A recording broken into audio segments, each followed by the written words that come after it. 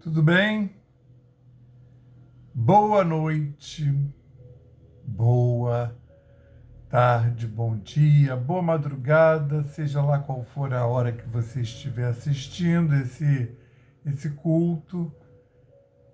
Sejam todos muito bem-vindos, amigos e amigas do Evangelho da Noite.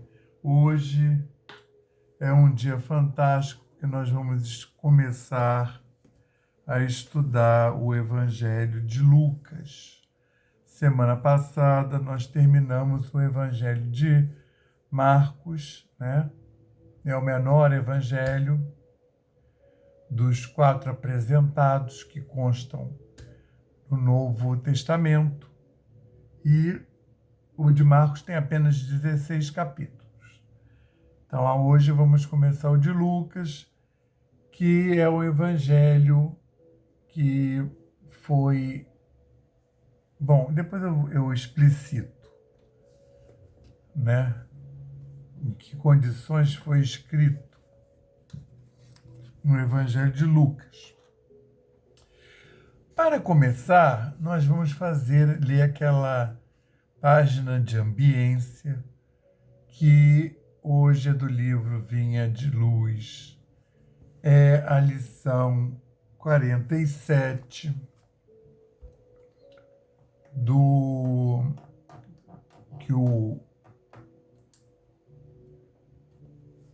que leva o título, né, de O Povo e o Evangelho. E não achavam meio de lhe fazerem mal, porque todo o povo pendia para ele, escutando-o. Lucas, no capítulo 19, versículo 48. A perseguição aos postulados do cristianismo é de todos os tempos. Nos próprios dias do Divino Mestre, nos círculos carnais, já se exteriorizavam hostilidades de todos os matizes contra os movimentos de iluminação cristã. Em todas as ocasiões, no entanto, tem sido possível observar a gravitação do povo para Jesus. Entre ele e a multidão, nunca se extinguiu o poderoso magnetismo da virtude do amor. Debalde surgem medidas draconianas da ignorância e da crueldade. Em vão aparecem os prejuízos eclesiásticos do sacerdócio. Quando, sem luz na missão sublime de orientar, cientistas presunçosos, demagogos, subornados por interesses mesquinhos, clamam nas praças pela consagração de fantasias brilhantes. O povo, porém, inclina-se para o Cristo, com a mesma fascinação do primeiro dia, indiscutivelmente considerados num todo, achamo-nos ainda longe da união com Jesus, em sentido integral. De quando em quando, a turba experimenta pavorosos desastres, tormentas de sangue e lágrimas, varrem-lhe os caminhos. Tormenta de sangue e lágrimas, varrem-lhe os caminhos. A claridade do Mestre, contudo, acena-lhe à distância. Velhos e crianças identificam-lhe o brilho santificado. Os políticos do mundo formulam 1000 promessas ao espírito das massas. Raras pessoas, entretanto, se interessam por semelhantes plataformas. Os enunciados do Senhor, todavia, em cada século se renovam, sempre mais altos para a mente popular, traduzindo consolações e apelos imortais, graças a Deus. Graças a Deus, graças ao Cristo de Deus, graças ao Espírito Santo de Deus, graças ao nosso patrono São Francisco de Assis e a sua falange maravilhosa, graças às egrégoras da Aliança da Fraternidade e do Evangelho da Noite, graças aos nossos guias, protetores e anjos da guarda, estamos aqui mais uma vez aos pés do Cristo para realizarmos esse culto do Evangelho da Noite. Queremos agradecer toda a semana que recebemos desde o último culto e agradecer a possibilidade de aqui realmente termos comparecidos. Agradecer pelo convite, por termos podido atender o convite e por estarmos aqui efetivamente aos pés do Cristo para realizar esse culto. Agradecemos a toda a equipe espiritual que realmente faz esse culto acontecer no astral. Gostaríamos de estar de portas e janelas abertas para receber essa equipe que vai sanitizar o nosso lar, reenergizá-lo e reharmonizá-lo. Assim como todos aqueles que estão no raio de ação desse culto. Então, Senhor, dá-nos mais uma vez a oportunidade de iniciarmos esse culto do Evangelho da Noite, realizado em nosso lar, que possamos estar em contato e harmonizados com as equipes do Evangelho, as equipes mais altas, de vibrações mais sublimes que vão nos visitar. Então, dá-nos a permissão para dar por iniciado esse culto, dizendo o lema da nossa casa, paz e fraternidade, e o lema de Francisco, paz e bem, graças a Deus. Hoje, nós então, como eu havia falado, vamos começar o estudo do Evangelho de Lucas.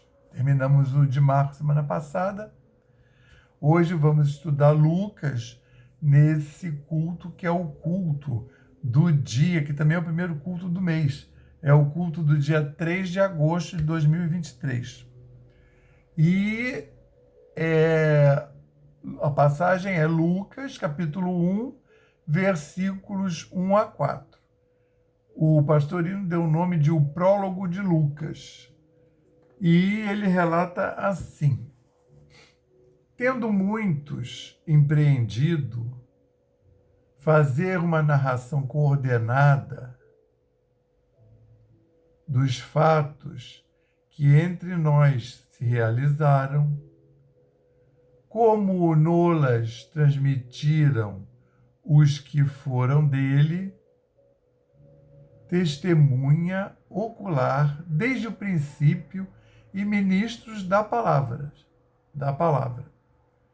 Também a mim, depois de haver investigado tudo cuidadosamente desde o começo, pareceu-me bem, excelentíssimo Teófilo, dar-te por escrito uma narração em ordem, para que conheças a verdade das muitas coisas em que foste instruído. Então, o Lucas começa assim, fazendo uma introdução do evangelho dele para os que viriam a ser, né, cristão, na época aí que o Lucas escreveu, estavam começando a chamar os discípulos do Cristo de cristãos, tá? E aí ele vai justamente escrever para esse povo. Provavelmente conclamado pelo Paulo, tá? Então, que evangelho é esse? Esse evangelho, ele é o terceiro a ser escrito desses que são canônicos, tá? Então, muita gente ensaiou escrever evangelho. Tem alguns evangelhos que foram achados naquelas cavernas lá próximas do Mar Morto, que são ditos manuscritos do Mar Morto, que o pessoal acha que acharam as ânforas dentro do Mar Morto, mas não. Eles estavam ali numa região de Qumran, que tem umas cavernas onde os essênios viveram, e são vários manuscritos, são vários textos, né, que foram jogados dentro de ânforas e guardados em cavernas lacradas. Eu até falava aqui num dia desses que essas cavernas, ali aquela rocha, ali aqueles arredores ali de Jerusalém, a rocha que se encontra ali é uma rocha bem amistosa para cavar nela. Então, era muito comum as pessoas fazerem casas na rocha, né? Vocês já devem ter tido acesso a lugares que eles fazem encosta como se fosse um edifício de apartamentos. Eles escavam as casas nas rochas. Também era muito comum, assim, quando tinha um penhasco, uma rocha próxima de cidade, fazerem essa rocha de cemitério.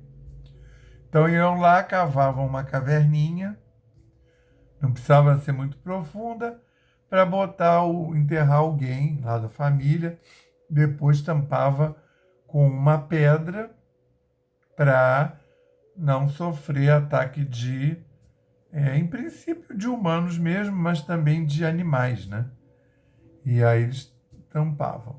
Até quando teve aquela passagem que Jesus atravessa o lago, vai lá numa região que não é de judeu, e ele logo é recebido por chamado endemoniado, uma pessoa obsidiada, e aí narra que esse obsidiado, ele ficava fora da cidade, na entrada da cidade. E ele dormia nas cavernas ali, que eram de sepulcros, né? Que por isso que ele era tido como louco e endemoniado.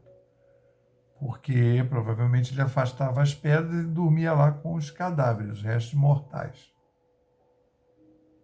E vivia nu. E se você desse bobeira, ele já atacava fisicamente. E, de um modo geral, às vezes usavam cavernas que já existiam mesmo, né? Uma entrada na rocha. E os essênios usaram para guardar esses manuscritos, e que foram achados ali no meados do século XX, né? Não tem nem 100 anos. E eles tinham muitas cópias, né, de evangelhos, né? Às vezes várias cópias. Aliás, de evangelho não, de Velho Testamento. Até acharam a Bíblia mais antiga do mundo, foi achada aí, né? Uma Bíblia bem antes de Cristo. Bíblia não, que ainda é só o Velho Testamento. Seria o livro dos judeus, né? A Torá. E eles foram com... Até foi bom porque eles compararam esse daí, que é muito antigo, a mais antiga, a cópia mais antiga, né, do Velho Testamento, que foi achada, compararam com o texto atual e viram que não tem mudança nenhuma, porque os essênios eram copistas, né, eles tinham essa incumbência. E depois também tem uma parte que são vários fragmentos de passagens do que veio a ser os evangelhos e outros evangelhos, né, tipo o proto-evangelho de Tiago e mais outros evangelhos, assim, mas não é um evangelho que conta toda a história de Jesus. É um evangelho que tem passagens, né, conta cenas, mas ele não é como esses 4 que a gente conhece. Esses outros, eles são ditos não canônicos, ou seja, não é que sejam mentira ou que não ou tenham outras coisas. Só o proto-evangelho de Tiago que tem passagens que não tem em nenhum outro. Tem um proto-evangelho de Tiago e tem um outro também, que é um outro evangelho, que tem umas passagens que não estão incluídas nos 4. Mas a maioria são passagens do Cristo, né, que foram relatadas nesses 4, que são os canônicos. Esses 4 que a gente conhece, que a gente acabou de estudar Marcos, né, e agora estamos indo para Lucas.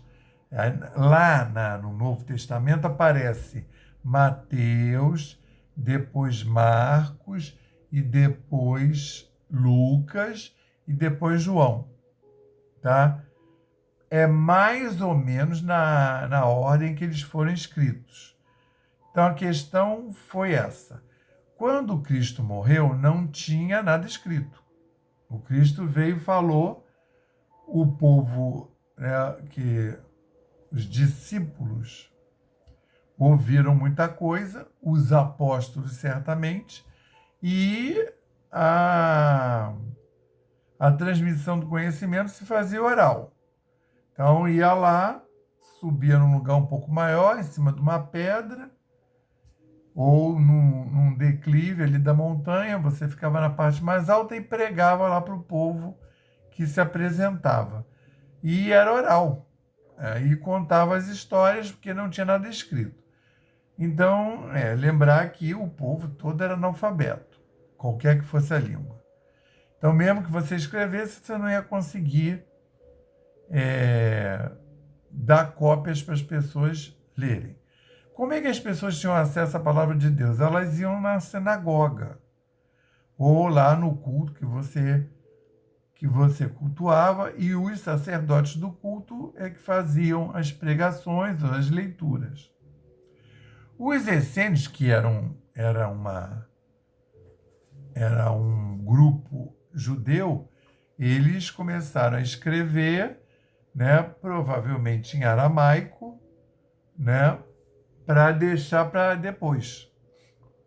Eles tinham essa visão. Então, eles eram excelentes copistas, e aí acharam lá nessas ruínas de Qumran, tem as oficinas, as mesas assim para você botar o papiro, né, e poder realizar a cópia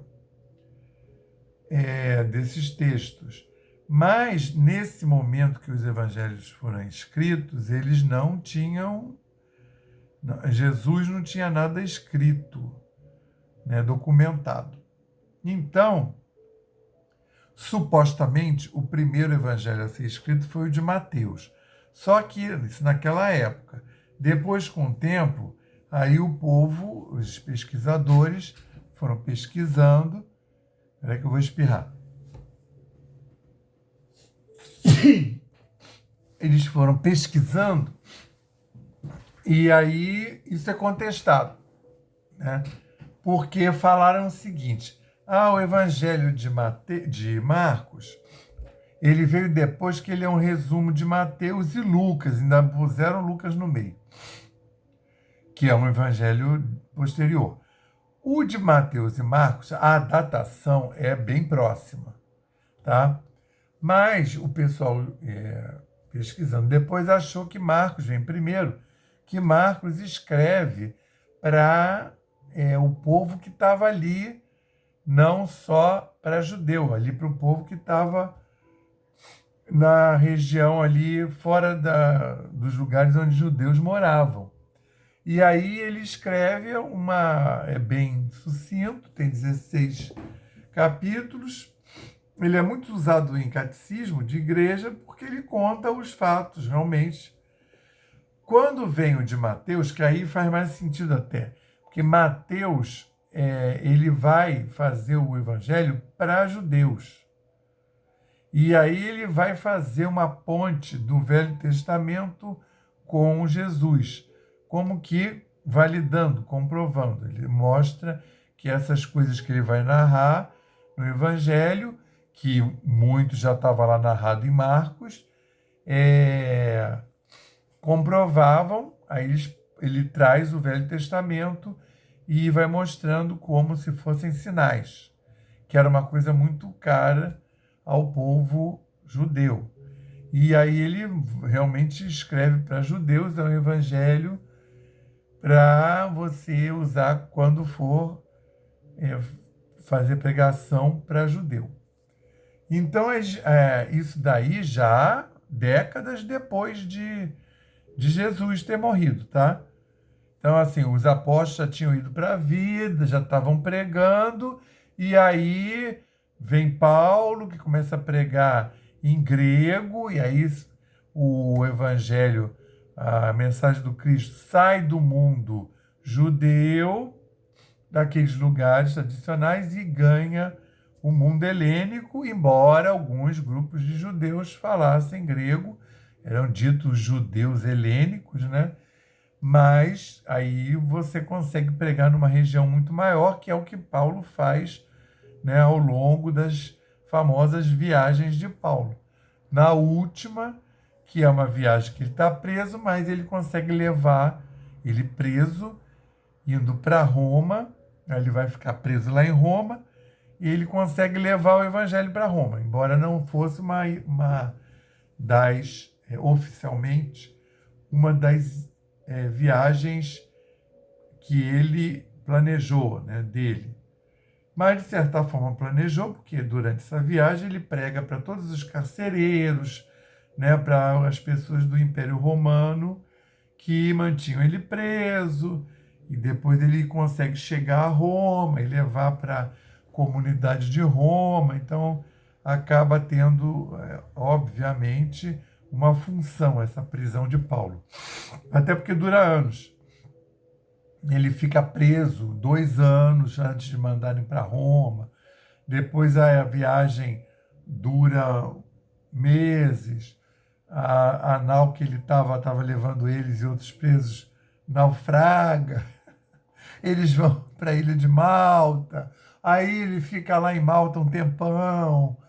Entende como é que isso tem uma...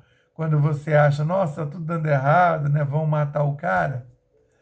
Não, mas isso tinha uma função, porque ele pregou para pessoas, inclusive nesse caminho aí, quando ele estava preso lá na terra dele, ali na Judéia, na Galiléia, que ele ficou um bom tempo preso, primeiro, a função de ficar preso foi para ele não matarem ele, porque os judeus estavam querendo matar ele. E durante esse período ele pregou para os administradores. Inclusive pregou até para o neto do Herodes, o Grande, o bisneto, se não me engano. E o povo estava ouvindo e estava gostando do que estava ouvindo. Então, isso para você ver.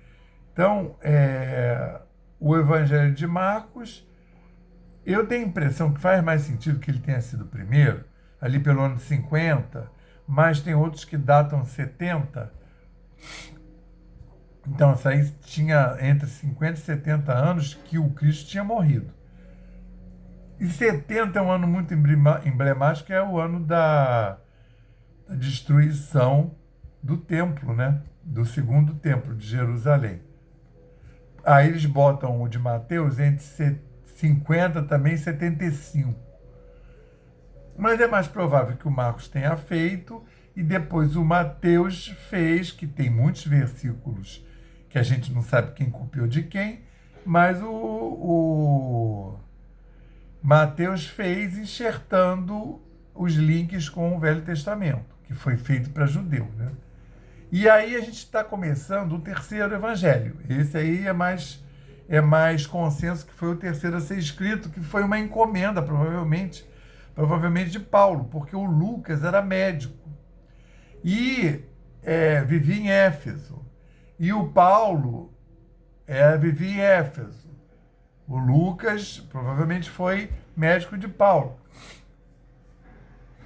Que o Paulo conclamou o Lucas para escrever o Ato dos Apóstolos, isso é certo. Até porque a primeira parte dos Atos dos Apóstolos tem cara de cópia de diário, dizem isso. Que o Lucas usou os diários do Paulo das viagens para escrever com tamanha precisão. O que o Paulo pediu? Então, assim, porque os outros evangelhos têm um monte de coisa que o Mateus narra que não aparece em Marcos. Entende? Se o Marcos tivesse sido depois, o Marcos ia copiar. E tem um monte de passagens em Mateus que não aparecem em Marcos.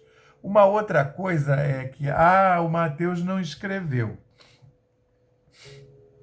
Provavelmente escreveu, porque o Mateus é o Levi, cobrador de impostos. Então, se quisessem botar uma autoria santa, tinham jogado isso para alguém mais evoluído, né? Supostamente, na visão deles. Porque é óbvio que o Mateus se converteu ali na chamada, o Cristo, quando chamou ele se converteu, ele levantou e foi seguir o Cristo. Então, mas na época ele vinha de uma história de ter sido cobrador de impostos, não iam botar o nome de um cobrador de impostos na autoria do Evangelho. Então, bem provavelmente, o de Mateus é escrito por Mateus mesmo. Embora paire alguns botam esse dilema. O de Lucas não tem nem o que contestar, porque o Lucas todo mundo conheceu, era médico. Outra coisa, o Lucas escrevia muito bem em grego. Ele escreve em grego para aquele povo ali helênico que falava grego. E aí ganha uma abrangência maior, que sai ali da Galiléia, Judéia, né? Aquela região ali onde o Cristo pregou andando. E o Lucas, como ele era médico, ele tinha método para descrever coisas, né? E aí, até foi por isso que deve ter sido conclamado. Ele começa, né? Você repara, ele começa dizendo o próprio método dele, né? E tendo muitos empreendido fazer uma narração coordenada dos fatos que entre nós se realizaram, ou seja, muita gente, olha ele falando, muita gente já tinha tentado fazer evangelho, já tinha os outros dois escritos, o de Marcos e Mateus, lá na Bíblia, nas Bíblias, vem primeiro o de Mateus, depois o de Marcos. Mas o mais provável que o Marcos tenha sido o primeiro. E o Lucas está falando que devem ser muitos esses que são achados também lá nos manuscritos do Mar Morto.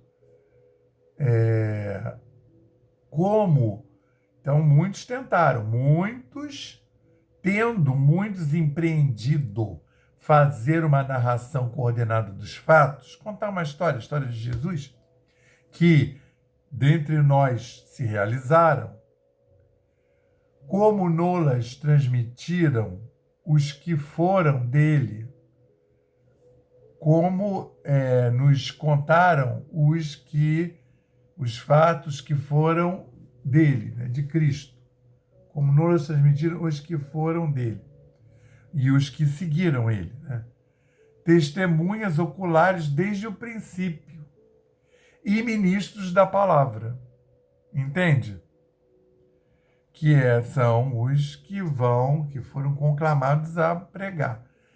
Repara bem, são os apóstolos e muita gente que era discípulo também, né? Também a mim, depois de haver investigado tudo cuidadosamente desde o começo, pareceu-me bem, excelentíssimo Teófilo, dar-te por escrito uma narração em ordem, para que conheças a verdade das coisas em que fostes instruído.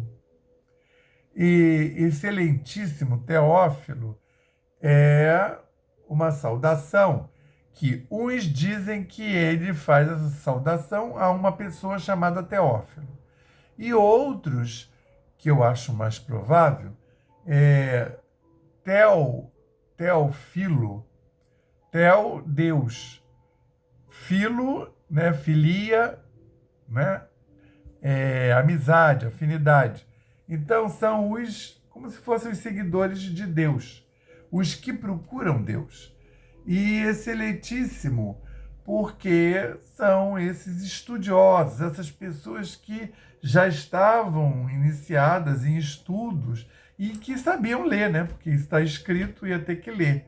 Então, é uma pessoa já de uma classe mais alta. E isso é o Evangelho de Lucas. Mas se a gente for ver lá ele foi conclamado pelo próprio Paulo para escrever o Ato dos Apóstolos. Se a gente for ver como começa o Ato dos Apóstolos, fiz o primeiro Ato dos Apóstolos, capítulo 1, versículo 1. Fiz o primeiro tratado, ó Teófilo, né? Ou como se fosse o neófito nas ordens, né? Nas ordens iniciáticas, tem o neófito, que é o novo, né? Que está chegando na ordem e está começando a ouvir os primeiros ensinamentos, é o neófito. Aqui é o Teófilo. E aí ele fala: fiz o primeiro tratado, ó Teófilo, acerca de tudo que Jesus começou, não só a fazer, mas a ensinar. Então ele faz essa saudação dizendo lá do Evangelho que ele já escreveu acerca de tudo que Jesus começou, não só a fazer, mas a ensinar. Isso é como começa o Ato dos Apóstolos, escrito pelo mesmo autor, Lucas. Tá? Vamos ver se tem mais alguma coisa assim. Aí ele segue, até o dia em que foi recebido em cima. Aí ele continua. Então, vamos ver lá o prólogo de Lucas. E também a mim, depois de haver investigado tudo cuidadosamente desde o começo, ele é um médico, né? Ele é também um pesquisador, então ele vai fazer de uma maneira didática. Ele entrevistou todo mundo, né? Que estava vivo na época. E ainda pegou bastante gente viva. Ele entrevistou Maria, né? Maria viveu os últimos anos dela em Éfeso, com o Paulo. O Paulo ele nunca viu Cristo vivo, né? O Paulo não era apóstolo, mas o Paulo conviveu com os apóstolos todos, teve que defender lá a doutrina, mostrar que aquilo que o Cristo trazia não era o judaísmo, então não tinha que ter circuncisão, não tinha que ter todos aqueles preceitos do judaísmo para comida, para o dia, entende? O pai dele era judeu, então ele sabia das coisas. Também a mim, depois de haver cuidadosamente, aí ele resolveu escrever, para que conheças a verdade das coisas em que fostes instruídos.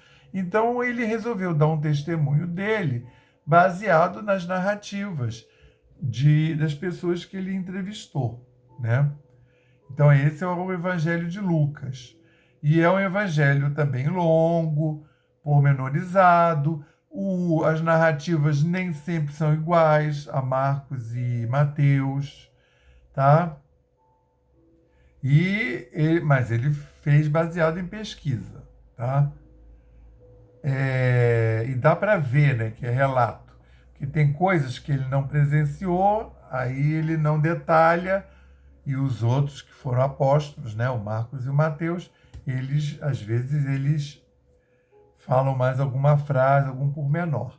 O Evangelho, só para fechar, o Evangelho de João, ele foi escrito muito depois desses, então tem partes que são bem diferentes. O foco de João é a doutrina, é a mensagem, é um evangelho de mensagens, né, teológico, e ele foi escrito no final do primeiro século, porque o João, ele viveu muito, né? Ele morreu com 90 e tantos. Ele escreveu o evangelho dele já com 80. Como na época de Jesus ele tinha 20 e poucos, isso foi ali pelo ano 100. Tem uns que datam, quer ver? Que é o evangelho de João, eles datam entre 98 e 117. O ano já no século II, né? 117 já é o outro século.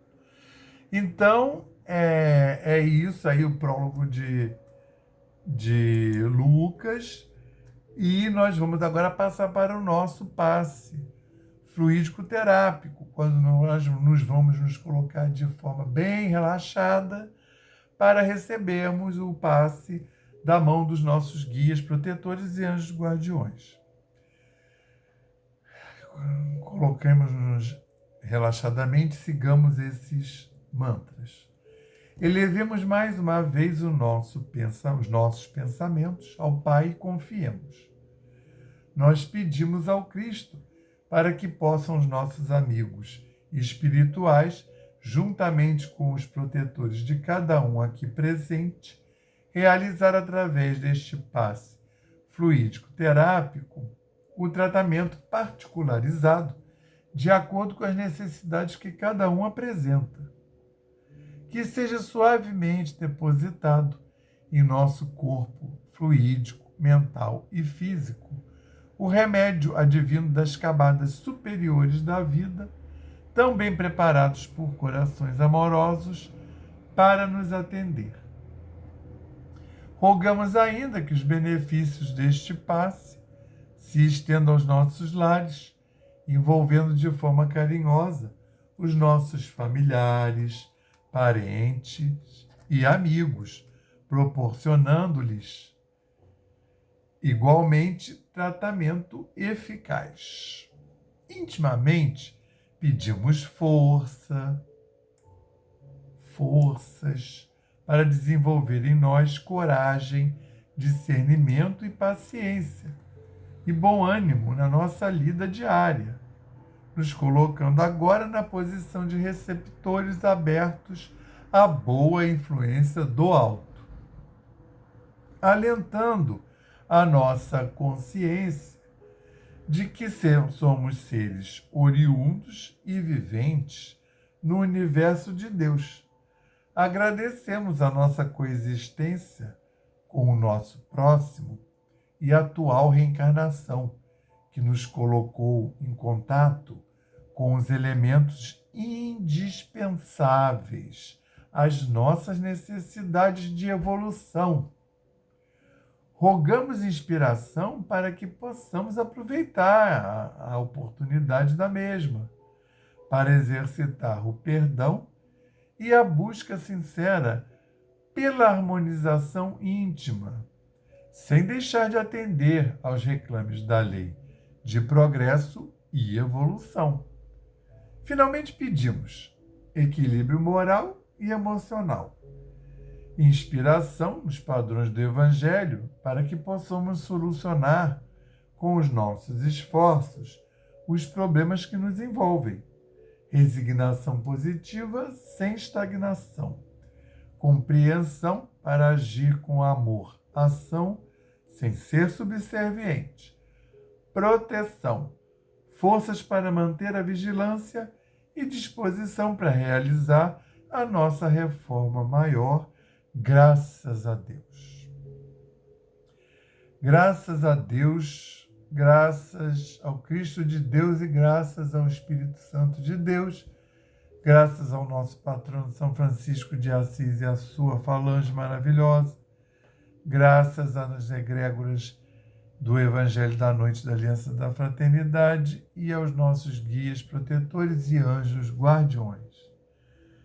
Obrigado, Senhor, por mais essa oportunidade de fazermos esse culto no lar, que é o Evangelho da Noite, acontecendo nos nossos lares, quando então recebemos a visita da equipe espiritual da egrégora do Evangelho da Noite, que tanto nos beneficiou, que nos envolveu, nos abraçou e nos sanitizou os nossos templos, que são os nossos corpos, e o nosso lar físico e espiritual, que pôde nos reenergizar e nos reharmonizar na paz e no amor do Cristo. Queremos então, Senhor, apenas mandar, né, um quanto de luz para toda essa humanidade encarnada e desencarnada do planeta Terra, que todos possam receber esse quanto de luz, assim como também, Senhor, enviar um quanto de luz ao planeta Gaia, que tanto nos oferece e nos oferta, e em relação ao qual somos tão negligentes e mal educados.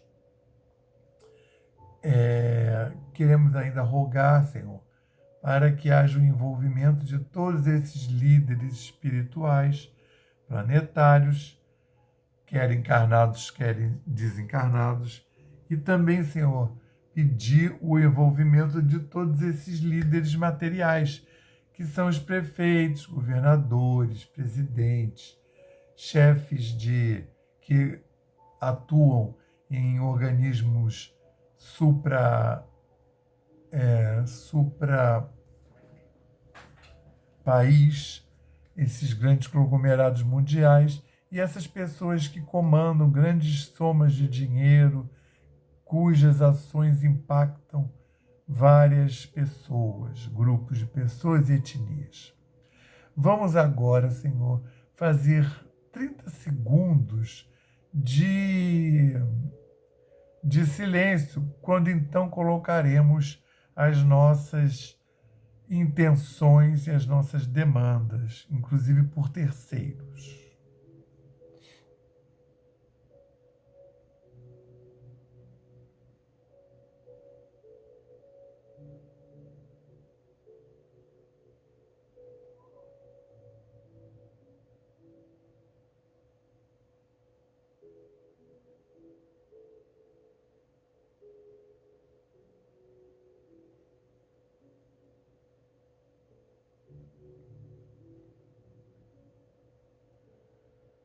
Nosso Senhor Jesus Cristo, dá-nos a permissão para dar por encerrado o Evangelho da noite de hoje, dizendo o lema da nossa casa, paz e fraternidade, e o lema de Francisco, paz e bem, que tenhamos todos uma semana maravilhosa, na paz do Cristo.